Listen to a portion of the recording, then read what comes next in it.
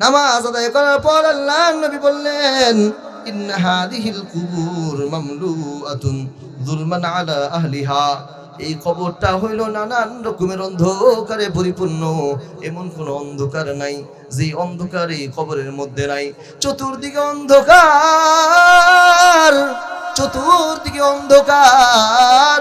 আল্লাহর নবী সরদারে দু আলম ডাক দিয়ে বলেন, প্রত্যেকটা দিন কবর মানুষকে ডাকতে থাকে, আনা বাইতুল গুরবা, আনা বাইতুল গুরবা। আমি একাকী ঘর, একাকী নির্জনের একটা ঘর। এই ঘরের সাথে তোমাদের কোনো পরিচয় নাই। আনা গুরফাতুল ওয়াহদা, আমি এমন একটা ঘর, এই ঘরটা একাকী ঘর, এই জায়গায় দুইজন মিলে আসা যায় না। তুমি মরছ, তুমি কবরে আসবা, তোমার স্ত্রী যাবে না। তোমার সন্তান মরছে, তোমার সন্তান যাবে, তুমি যাবা না। একা একাই ওই কবরের মধ্যে বসবাস করা লাগবে।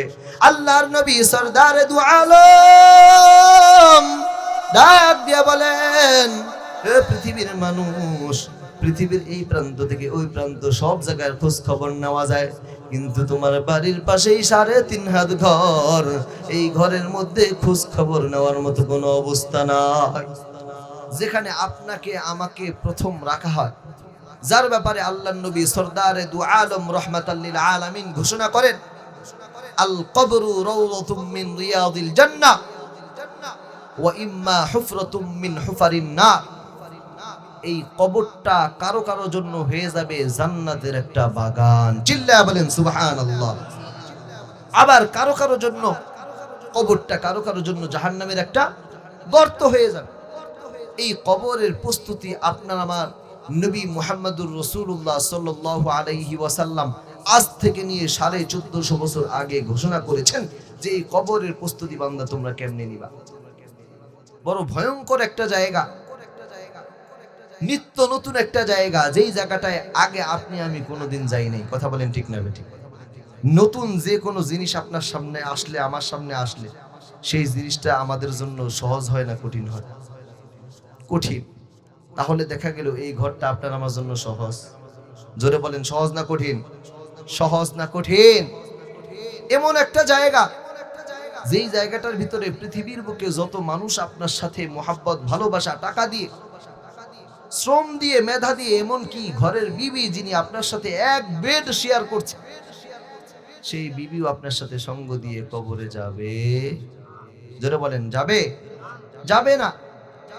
এই সম্পর্কে রাসূলুল্লাহ সাল্লাল্লাহু আলাইহি ওয়াসাল্লামের অসংখ্য হাদিস আছে, অসংখ্য হাদিস আছে। মুসলিম শরীফের হাদিস 5167 নম্বর হাদিস। হাদিসের ভিতরে আল্লাহর নবী সাল্লাল্লাহু আলাইহি ওয়াসাল্লামের একটা ঘোষণা আছে। আল্লাহর নবী বলেন, ক্বালা রাসূলুল্লাহ সাল্লাল্লাহু আলাইহি ওয়াসাল্লাম, ইয়াত্তাবিউল মাইয়িতু সালাসা, আল আহলু ওয়াল মালু। পয়গম্বর ডাক দিয়ে বলেন, একজন মানুষ যখন মারা যায়, দুনিয়া থেকে বিদায় নিয়ে চলে যায়, এই মানুষটা যাওয়ার সময় সঙ্গে কি কি যায় জানো নাকি? 1 নাম্বার যায় আল আহল, তার পরিবার। 2 নাম্বার যায় আল মাল, তার ধন সম্পদ। 3 নাম্বার যায় হলো আল আমাল, তার আমল। এই পৃথিবীর মানুষেরা এই 3টা জিনিসের প্রতি একটু ভালো করে নজর দেন। অর্থ করি, ধন সম্পদের জন্য রাত নাই দিন নাই, 24টা ঘন্টা আপনি আমি দৌড়ের উপর থাকি। আপনি আমি রাতকে রাত মনে করি না, দিনকে দিন মনে করি না। পরিবারের জন্য আপনি আমি অর্থ করি, কামাই, পরিবারের ভালোবাসার জন্য সবকিছু করি। আপনি আমি যখন ইন্তেকাল করব, ইন্তেকালের পর আপনার আমার সাথে সর্বপ্রথম যেই মানুষগুলা যাবে তারা হলো নিজের পরিবারের লোকজন। আল্লাহর নবী সরদারে দু আলম ডাক দিয়া বলেন, পরিবারের লোকজন তোমার নিয়ে কবরস্থানে যাবে। এইবার কবরস্থানে যাওয়ার পর পরিবারের লোক কবরের মধ্যে তোমার রাইখা তোমার সাথে কিন্তু কবরে যাবে না। তোমার সন্তান তোমাকে এত মোহাব্বত করে, কিন্তু আজ অব্দি পর্যন্ত পৃথিবীর বুকে এমন কোন ইতিহাস নাই নিজের বাবা লাশের সাথে সন্তানটাও শুয়ে আছে। কথা বলে, আছে? নাই, নাই, নাই। আপনি মারা গেছেন, আপনার কবরে আপনাকে একাই রাখা হবে, অন্য কেউ যায় না। আল্লাহর নবী বলেন, ইয়ারজিউ ইসনান, 3টা জিনিস কবরে ঠিকই গেল, কিন্তু এর মধ্যে থেকে 2টা জিনিস অটোমেটিকলি চলে আসে। 1 নাম্বার পরিবারের লোকজন চলে আসে, 2 নাম্বার আপনি আমি লক্ষ লক্ষ কোটি কোটি টাকা রেখে গেছি, ওই টাকাগুলা কবরে আপনার আমার সাথে না যাইয়া সেখান থেকে চলে আসে। আপনি আমি এতিম, আপনার আমার চলার মতো আর অবস্থা নাই। হায় হায় কারে নিয়ে চলবো? আমার পরিবার আমারে পর কইরা দিছে, আমার অর্থ গুলা আমারে পর কইরা দিছে। আল্লাহর নবী সরদারে দু আলম রাহমাতাল লিল আলামিন ডাক দিয়া বলে, বান্দা চিন্তা নাই, চিন্তা নাই, ওয়ায়াবকা ওয়াহিদ, একটা জিনিস তোমার সঙ্গে যাবে, বাকি থাকবে। সেই জিনিসটা কি বান্দা জানো নাকি? আল্লাহ আমাল। এ বান্দা, পৃথিবীর বুকে তুমি যতদিন থাকছো, যতদিন পর্যন্ত আমল করছো, নামাজ পড়ছো, রোজা করছো, যতদিন পর্যন্ত কোরআন তেলাওয়াত করছো, দান সদকা করছো, এক কথায় যত ধরনের বান্দা নেক আমল করছো, আল্লাহ তাআলা কবরে তোমার সঙ্গে সঙ্গে তোমার নেক আমলকে তোমার বন্ধু বানায়া দিবেন। নেক আমল আপনার আমার সাথে যাবে, অন্য কিছু যাবে না।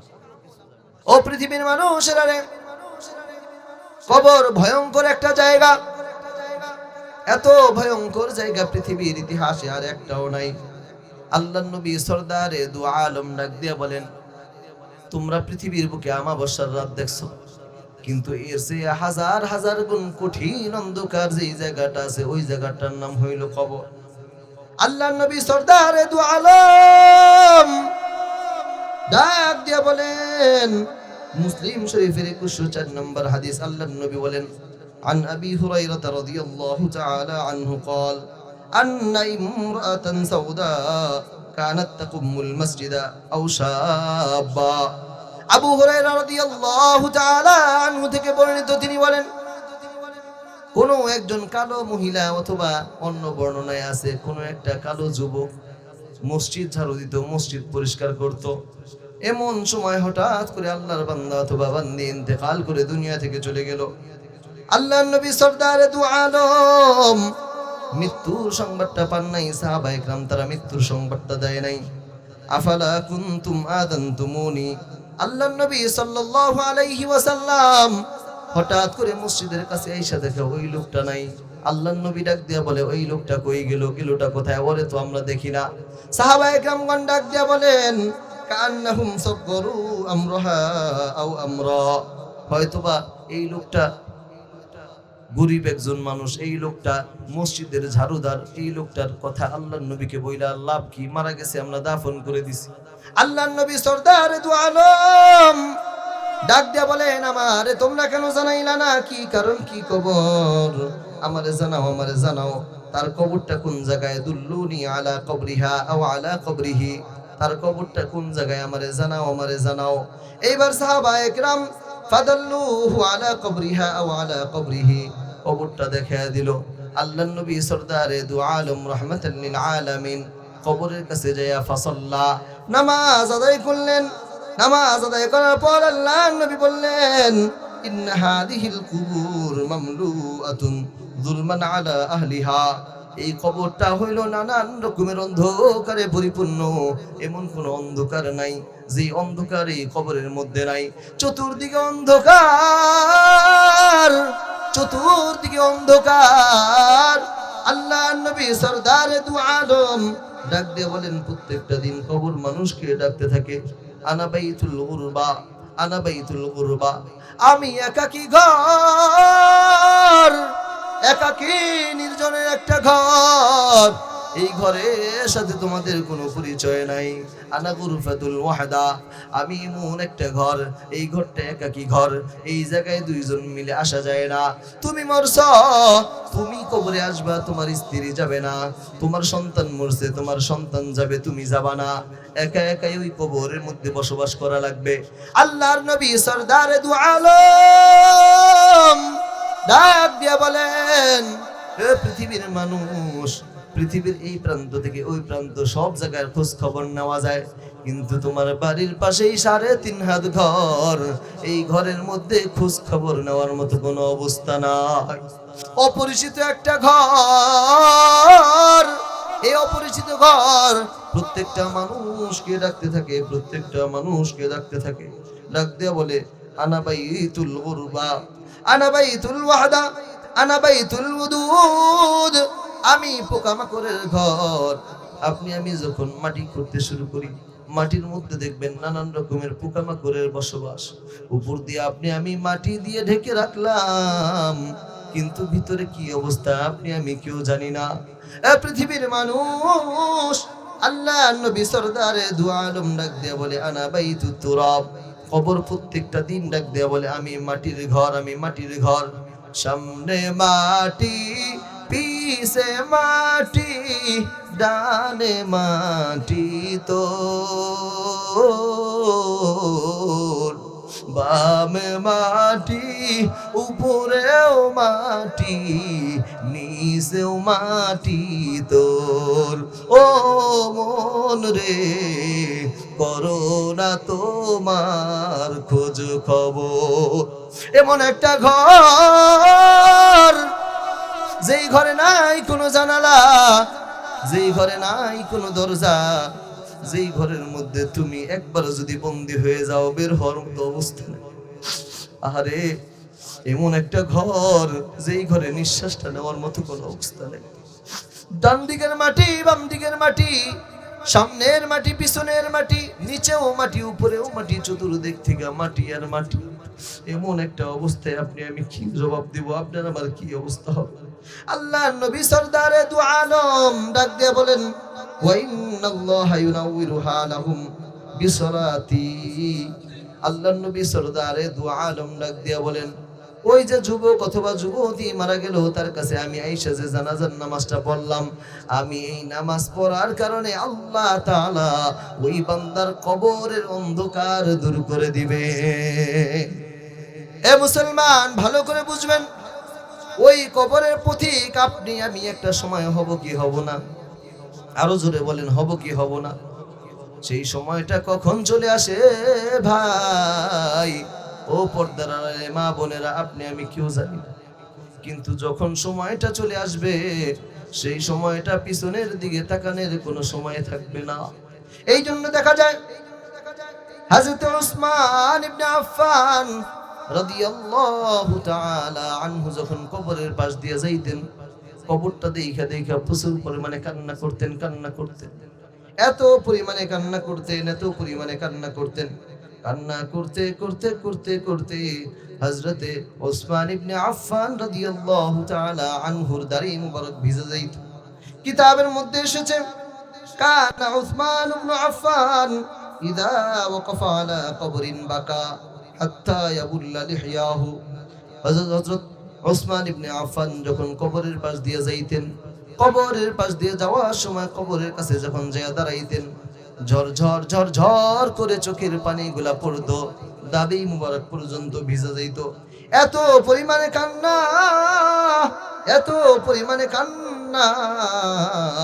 কান্নার কারণে সাহাবায়ে কিরামগণ বলতেন, তাযকুরুল জান্নাতা ওয়ান নার ওয়ালা তাবকি।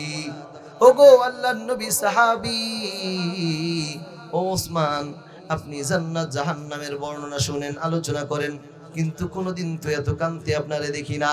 এই কবরের কাছে আইসা আপনি এত কেন কান্দেন? কারণটা কি?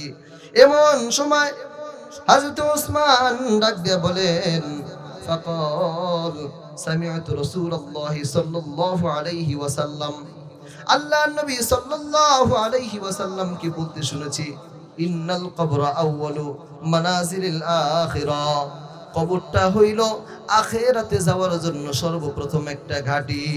এই ঘাটির মধ্য থেকে আল্লাহ তাআলা যদি মুক্তি করেন, ফাইন্না জা মিনহু, যদি আল্লাহ তাআলা এই প্রথম ঘাটি থেকে আপনাকে আমাকে রক্ষা করে, আমি ওসমানকে যদি আল্লাহ তাআলা রক্ষা করেন, ফামা বাদাহু আইসার, তাহলে পরের যেই সমস্ত ঘাটিগুলো আছে, মিজান আছে, ফুলসিরাত আছে, ইয়াউমুল আখিরা, ইয়াউমুল মাহশার, হাসরের ময়দান থেকে নিয়ে শুরু করে সর্বশেষ জাহান্নামের ফয়সালা, সেখান থেকে আল্লাহ আমাকে হেফাজতের ব্যবস্থা করবেন। আর যদি এমন হয়, ফাইল্লাম ইয়ানজু ফিহা, আর যদি কোনো বান্দা এই কবরের মধ্য থেকে মুক্তি না পায়, আটকে যায়, ফামা বাদাহু আসাদ, পয়গম্বর ডাক দিয়ে বলেন, এই কবরের ঘাটিটা এমন, যদি কবরের ঘাটি থেকে আটকা পড়ে যায় তাহলে এই লোকটা প্রত্যেকটা ঘাটিতে যে আটকা পড়ে যাবে। তিরমিজি শরীফের হাদিস 2308 নম্বর হাদিসের মধ্যে উসমানের এই হাদিসটা বর্ণনা করেন।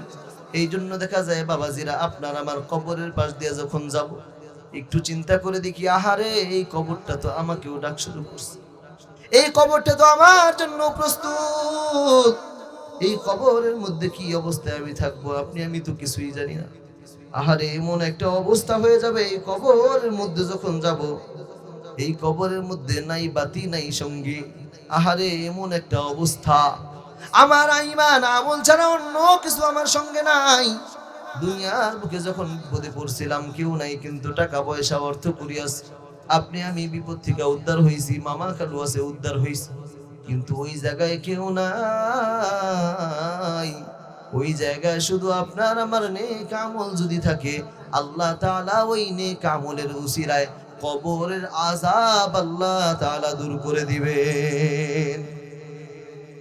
মুসনাদে আহমদ 18557 নম্বর হাদিস, বারা ইবনে আযিব রাদিয়াল্লাহু আনহু থেকে বর্ণিত। আনিল বারা ইবনে আযিব রাদিয়াল্লাহু তাআলা আনহু قال خرجنا مع رسول الله صلى الله عليه وسلم في جنازة رجل من الأنصار। আল্লাহর নবী সাল্লাল্লাহু আলাইহি ওয়াসাল্লামের সাথে আমরা আনসারী একজন ব্যক্তির জানাজারে যাওয়ার জন্য বের হয়ে গেলাম। বারা ইবনে আযিব বলেন, আমরা নবী করিম সাল্লাল্লাহু আলাইহি ওয়াসাল্লামের সাথে যখন বের হয়ে গেলাম, পয়গম্বর আরবী সাল্লাল্লাহু আলাইহি ওয়াসাল্লাম চলতে চলতে ফান্তাহাইনা ইলা কবরি, ওই আনসারী সাহাবীকে যেই জায়গাটায় কবর দেওয়া হবে ওই কবরের কাছে কাছে আমরা আইসা পড়লাম। এখন পর্যন্ত কবরটা পূর্ণাঙ্গ খোদা হয় নাই, পূর্ণাঙ্গ খোদাই করে শেষ করা হয় নাই। এমন সময় আল্লাহর নবী পয়গম্বর আরবী সাল্লাল্লাহু আলাইহি ওয়াসাল্লাম ফাজালাসা রাসূলুল্লাহ সাল্লাল্লাহু আলাইহি ওয়াসাল্লাম ওয়া জালাসনা মাআহু হাওলাহু। আল্লাহর নবী সরদারে দু আলম ওই কবরের কাছে আইসা বইসা গেলেন। সাহাবা একরামগণ বলেন, বারা ইবনে আযিব থেকে বর্ণিত, তিনি বলেন, আমরা সাহাবা একরাম যারা ছিলাম আমরা আল্লাহর নবীর সাথে ওই কবরের পাশে বইসা গেলাম। এবার আল্লাহর নবী সাল্লাল্লাহু আলাইহি ওয়াসাল্লাম ফি ইয়াদিহি উদুন ইয়ানকুতু বিহি ফিল আরদ। আল্লাহর নবী সরদারে দু আলম রাহমাতাল লিল আলামিনের হাতে একটা লাঠি ছিল। আল্লাহর নবী সাল্লাল্লাহু আলাইহি ওয়াসাল্লাম বাচ্চাদের মতো লাঠি দিয়া কি যেন জমিনের উপরে লেখে, কি যেন জমিনের উপরে লেখে। আমরা কোনো কথা বলি না, আমরা চুপ করে ওই জায়গাটায় বসে আছি। কান্না আলা রুউসিনাত তায়র, যেন এমন একটা অবস্থা আমাদের উপর পাখি বইসা আছে, আমরা একটু নড়চড় করি না, পাখি যদি উড়ে যায় এমন ভাবে বসে আছি। আল্লাহর নবী ডানেও তাকায় না, বামেও তাকায় না, উপরের দিকেও তাকায় না, কি যেন লেখে, কি যেন লেখে, এমন একটা অবস্থা। কিছুক্ষণ পর ফারফা রাসাহু, আল্লাহর নবী সাল্লাল্লাহু আলাইহি ওয়াসাল্লাম নিজের মাথাটা তুললেন।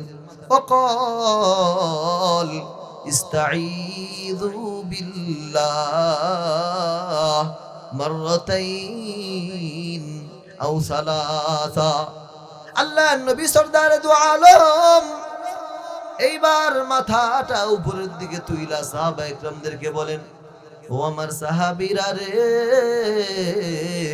আল্লাহ তাআলার কাছে তোমরা প্রত্যেকেই এই কবর থেকে আশ্রয় প্রার্থনা করো। আল্লাহ তাআলার কাছে কবরের আযাব থেকে প্রার্থনা করো। এই কথাটা আল্লাহর নবী একবার না, দুইবার না, তিনবার করে ডাক দিয়ে বলছেন। তিনবার করে আল্লাহর নবী ডাক দিয়ে বলে, কেন জানো নাকি, জানো নাকি? কারণ এই কবরটা এমন একটা কবর, এমন একটা জায়গা, এই কবরে যারা আসবে দুই শ্রেণীর মানুষ। এক শ্রেণীর মানুষ হইল নেককার, যাদের ব্যাপারে আল্লাহর নবীর ঘোষণা হইল এই বান্দাটা হইল মুমিন বান্দা। ফাইন্নাল আবদাল মুমিনা ইযা কানা ফি ইনকিতাইদ দুনিয়া, এ আল্লাহর বান্দা, মুমিন বান্দার যখন দুনিয়ার হায়াতটা শেষ হয়ে যায়, আল্লাহর বান্দার দুনিয়ার যখন জিন্দেগিটা ফুরাইয়া যায়, ইকবালুম মিনাল আখিরা, আল্লাহর বান্দা যেই দিন আখিরাতের উদ্দেশ্যে সামনের দিকে পথ আগাইতে থাকে, এমন সময় নাযালাত ইলাইহি মালাইকাতুম মিনাস সামা, আসমান থেকে ফেরেশতাদের একটা দল চলে আসে। কতটুকু দল জানো নাকি রে বান্দা?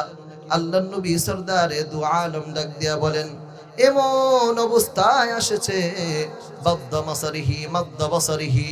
আল্লাহর নবী সাল্লাল্লাহু আলাইহি ওয়াসাল্লাম বলেন, এই লোকটা যেই জায়গাটায় বসা, যেই জায়গাটায় শোয়া, তার দৃষ্টি যত দূর পর্যন্ত যায়, দুই দিক থেকে ফেরেশতারা এইভাবে সিরিয়াল ধরে তার জন্য অপেক্ষা করতে থাকে, ইস্তেকবাল স্বাগত জানাইতে থাকে।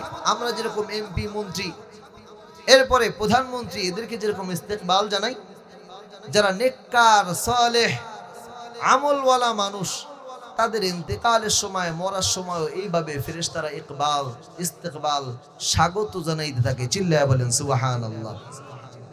আল্লাহর নবী সরদার দু আলম বলেন,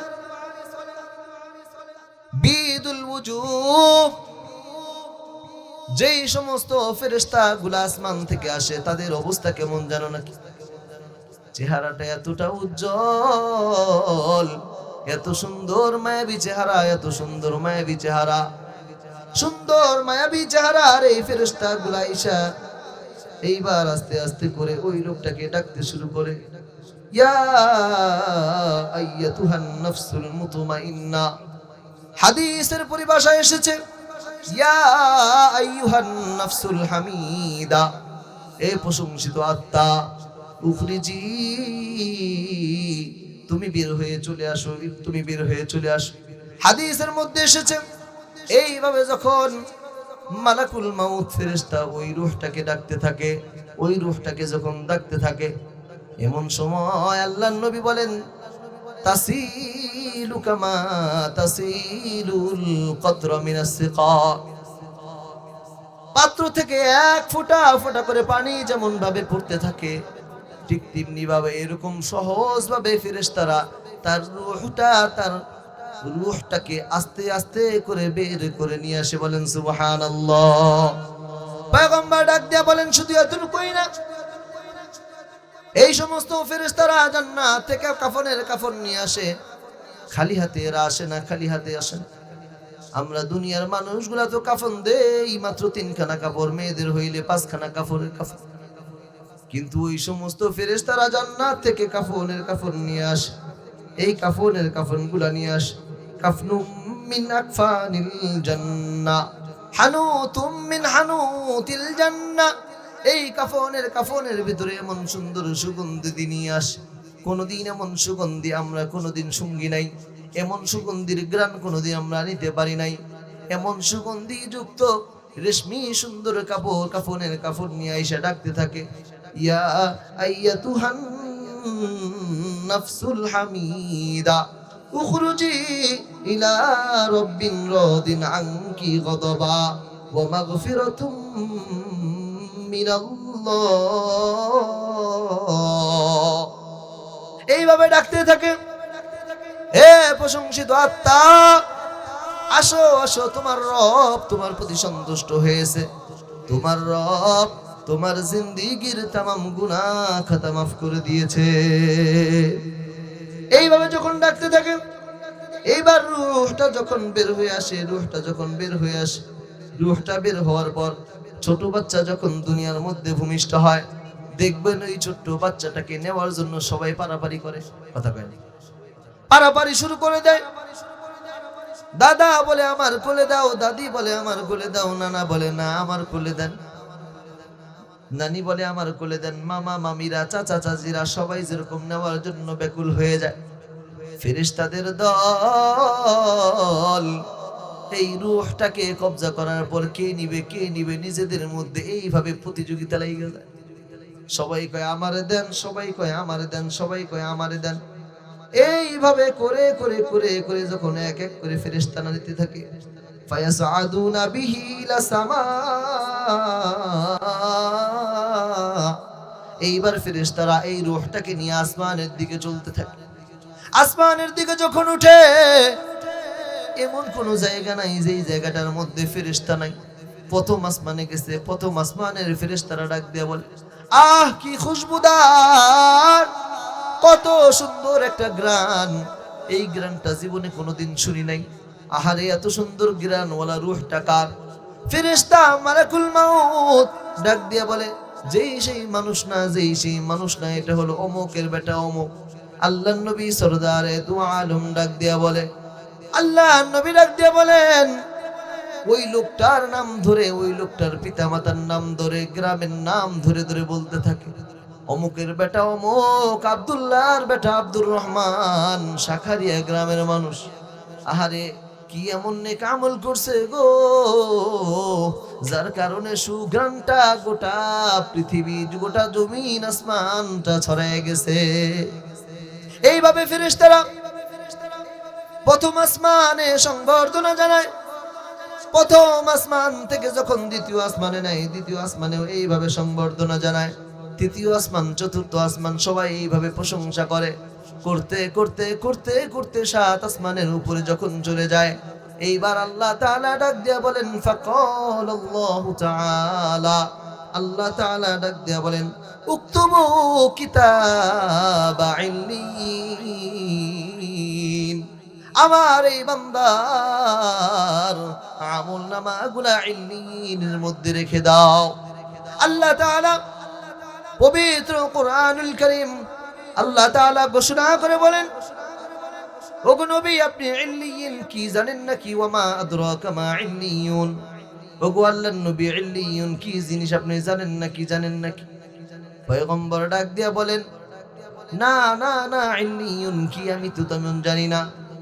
এবার আল্লাহ নিজেই ঘোষণা করেন, কিতাবুম মারকুম ইয়াশহাদুহুল মুকাররাবুন, সংরক্ষিত এমন একটা পাঠাগার, এমন একটা জায়গা, যে জায়গাটায় আমি আল্লাহ সমস্ত নেককার বান্দাদের রূহগুলোকে একত্রিত করে নেই। চিল্লায়া বলেন সুবহানাল্লাহ।